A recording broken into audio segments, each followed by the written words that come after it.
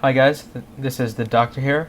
I'm going to be casting one of my own games today versus Strobot, who is in the top right. He is my practice partner, actually, and I've been playing with him for, I'd say, over 4 or 5 months now. So it's been a while. We've been playing StarCraft a lot together. He's a Zerg player, and he always has been. He's, I think, 1500-ish Masters, whereas I'm 1600 on the ladder at the moment. So we're both really high up. I think he should be in the top 200 of Masters right now, and I'm in like the top 100-ish. So yeah, I'm in the bottom left. I'm the blue Terran. He's in the top right as the yellow Zerg. This is going to be my first cast, so let me know how the settings are. I'm mostly doing this to play around with the settings, see what's good with the casting, see what's bad. Can my machine handle it, and stuff like that. Let me just take off the FPS. And so I'm going to talk about my game a bit. Some people have been asking me to start casting recently, so I'm going to give it a shot. This game is going to be pretty typical. For me, I'm going to play relatively standard. And this game I actually tried something that I saw Nada do and Clyde. So it's catching on in Korea, so I'm trying it out, seeing what's good about it, seeing what's bad about it, and pretty much just mimicking their play. I feel that's really good about what I do. What I do is I kind of just copy the Koreans exactly for what they do, and then see, because I can never get coaching from them, of course, so I copy exactly what they do and just try to figure out what it's good against, what their build is good for, stuff like that pretty much. So this game I open up with 2 racks, whereas Strobot goes hatch first. Standard pretty much on this map. This low wall on ladder, it might not be the best thing. I've actually seen Select get 6 once doing this. So it's not always the best thing to do, but it's not that bad. Strobot could have harassed there with his drone, but he pulled back. Yeah, he could have harassed. I kind of like Shakura's Plateau for any sort of games because I favor more of a macro style of play. And because of that macro style of play, this map makes it really easy to take a lot of bases, unlike, say, Zelnaga, whereas, you can only get up to really 3. 4th is kind of hard for Terran because it opens up so many attack paths. So, pushing out, just going to put on a little bit of pressure. I don't plan on ever killing anyone with 2 racks. I just want to force lings, maybe force a spine here and there, and yeah, just good pressure build. You don't ever need to kill someone with 2 racks. I actually even cut Marines with my build at 23 and start producing, I start making my commanders. So what he's doing right now is perfect and exactly what you should do. You need to push back the Marine as far as possible, which is what he does. And so I'm just microing around right now. He knows how to handle 2 racks really well. So if any Zerg players are watching this, take notes. That's exactly what you need to do. You need to push back any sort of pressure. That mining loss that you take is not as big as not getting bunkered in. So there you go. Now he has a ton of lings. You can actually just push out with these. And because me and him play so often, I'm kind of metagaming him. I started falling back thinking he has a ton of lings. And then I'm like, wait, no, I shouldn't play this blindly and metagame him. So I started pushing again. And then he just comes in and takes out all my lings. So that's too bad, but that's what happens when you play a partner, someone too much. They say that once you start playing too often with someone, you're not actually playing the matchup, you're playing the other guy, which is very much true. So if you can, go to, practice partner threads on TL or go on SC2 Reddit. There's something that says practice partners thread or SC2 /r/practice partners, and that's where I found a couple of mine. I found, I think, 2 or 3 protoss from there. And at that moment in my StarCraft 2 gaming, career, I guess, not career, I was really, really good at TVP just because I found so many protoss and we worked together, developing builds, timings, and all that stuff. So go to those threads, get your practice partners. I recommend it a lot better than playing just random ladder games where you're going to get cheese, where it's inconsistent, where you don't know, if it's just a player playing bad or if your strategy is just really good. So the build that I did was 2 racks into expand into another racks. You get a gas, another racks, then your second, and then your next gas. The goal of this build is to get a fast stim and a high marine count and take map control, while getting your NG bay up really quickly to get your +1 weapons, while still taking the factory and starport. You can lead up into a tank push, you can go into drop, it's really versatile, and it gets your upgrades really quick. So I've been kind of liking it. This isn't my first time trying it, of course, but this is my first time trying it and having it work really well. And I'll show you why it works really well in a bit. So, as usual, Zerg is droning up like crazy, getting his lair relatively, I'd say it's a reasonable time. Bailing Nest, of course. He's only working off of 2 gases right now. So, because of that, he can't get really fast mutas like, Hydra would get. But now he's getting his 3rd, and there's his 4th. So now he could be going for mutas. It's just really, it's a different timing he uses, I guess. What Hydra does is he goes off the because Hydra doesn't get the Bailing Nest, so that's why he gets his lair off only 1 gas, and then automatically just takes all 4. So I'm pushing out with the Marines, taking some map control, denying towers. It's kind of safe when you have these many Marines. How many is that? Yeah, so I have 17 Marines, so it's really safe to push out. It would take either a ton of speedlings, me going on creep, or him already having banelings to stop this. If he had banelings right now, I would just fall back once I saw anything. I have stim now, so I could just stim and run away if needed. And so I'm just going to deny some creep, take it out. He's actually morphing some banelings right now that I don't know of. I get a little bit too aggressive, so I stim, run back. He gets a really good surround, doesn't let me move out, so I just split, take my losses wherever I can. And he didn't even use the banelings. But although that might have looked like a failure, I'm going to pause for a sec and show you guys something. If you look at the harvester count, he's not that far ahead as he would be if you were to just drone up. I did take map control for a very long time. I denied creep. Also, because of that, his gas had to be used towards bailing, so he won't have as many mutas.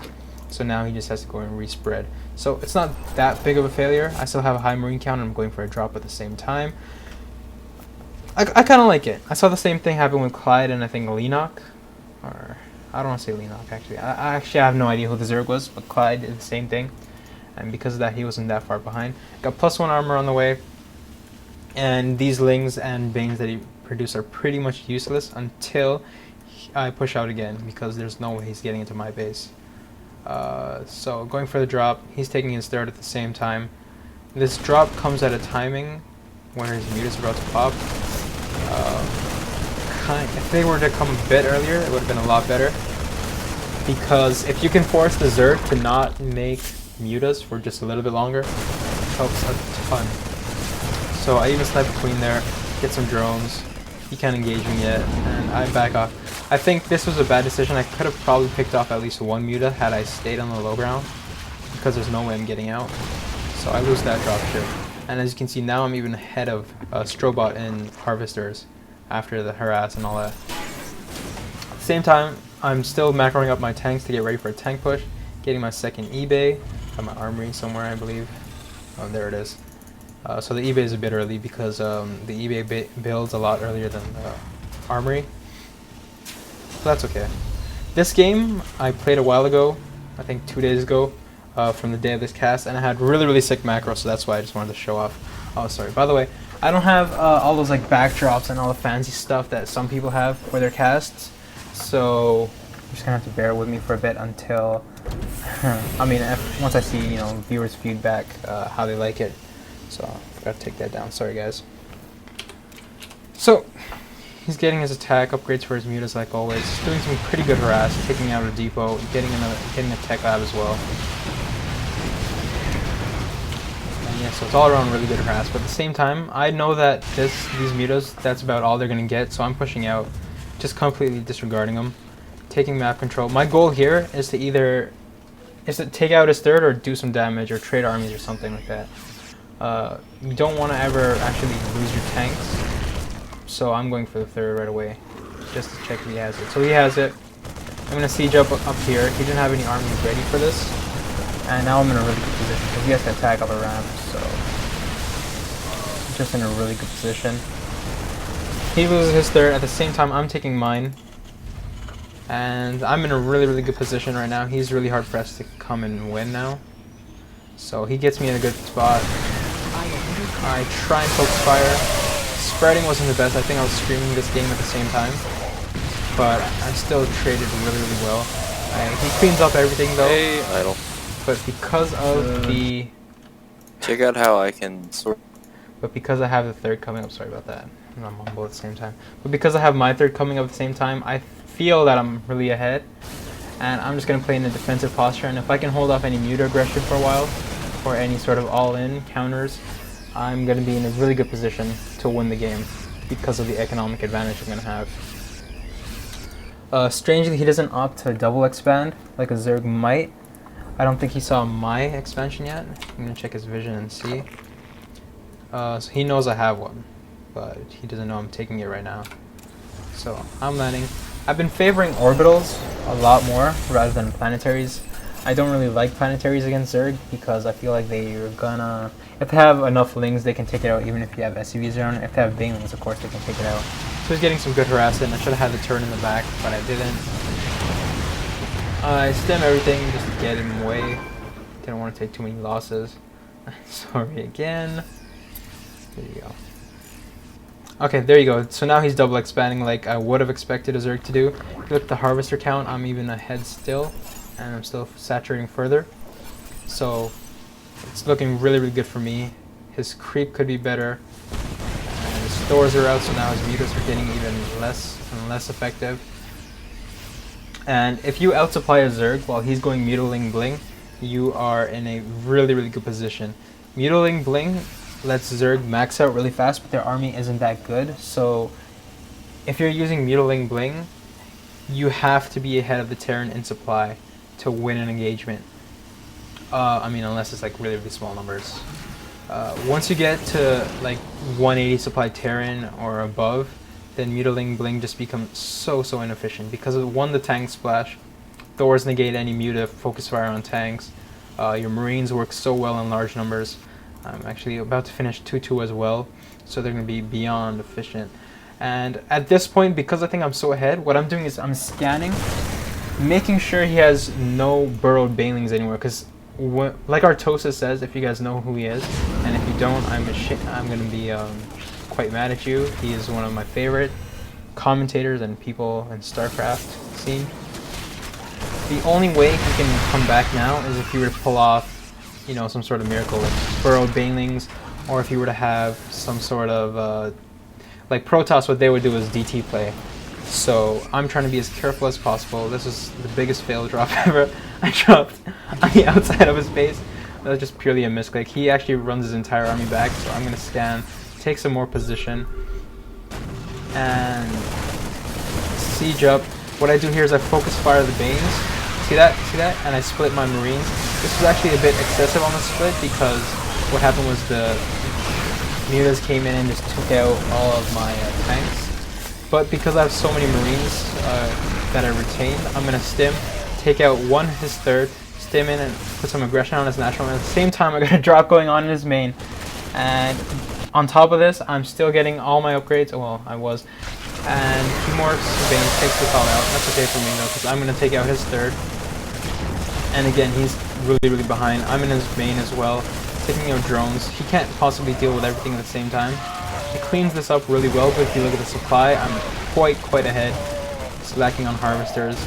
And at this point, there you go, he just leaves the game. So, there's my first cast. Tell me what you guys think.